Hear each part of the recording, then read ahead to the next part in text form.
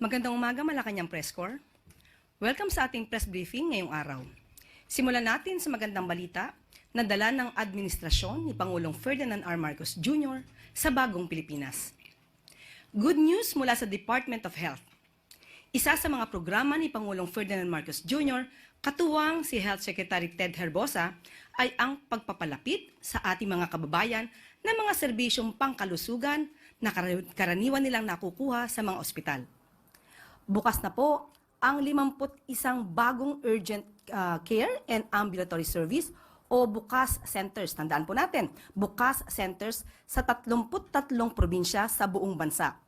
Makabago po ang mga gamit at mabilis ang serbisyo ng mga DOH bukas centers na ito.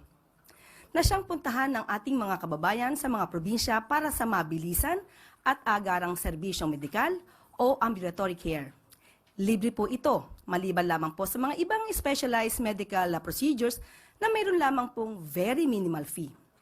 Mabilis pong nakukuha ng mga kababayan natin ang mga laboratory services gaya ng complete blood count o CBC, blood chemistry, urinalysis, blood typing, x-ray, ultrasonography, ECG, fecalysis, FOBT, dengue and NSI, dengue IgG, at IgM, COVID Rapid Antigen Test at HBAG.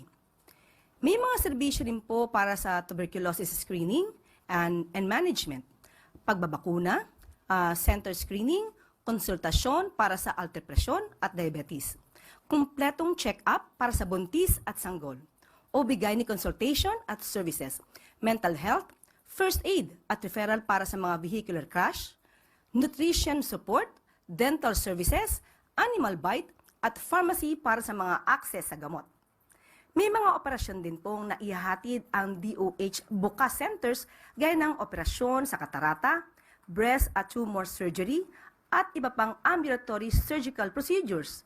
Mabilis din ang pagresponde sa ibang emergencies gaya ng mga pasyenteng inatake sa puso. Pati ang geriatrics o mga serbisyong kailangan ng mga may edad, kasama na po ang surgery, ENT, at orthopedic at parte ng serbisyo ng DOH bukas centers na nakukuha na ng ating mga kababayan. Sa loob lang ng 1 taon, buong Pilipinas na po ang may DOH bukas centers. 26 sa Luzon, 8 sa Visayas, at 17 sa Mindanao. Halimbawa lang po, ang ilang bukas centers ay nasa Santo Tomas, Pampanga para sa Luzon, ang Tagbilaran Bukas Center sa Visayas at ang Cotabato Bukas Center naman po sa Mindanao.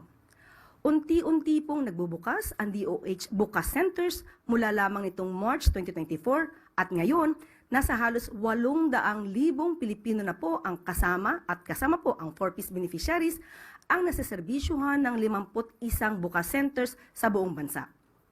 Nasa humigit 500 patients kada araw ang nasiserbisyuhan ng bawat isang bukas center at patuloy pong nagiging takbuhan ng ating mga kababayan ang DOH bukas centers lalo na para sa emergency care.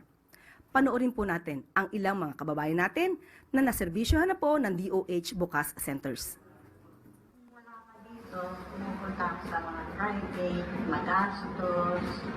Ngayon, naswerte kami dito sa Santo Tomas.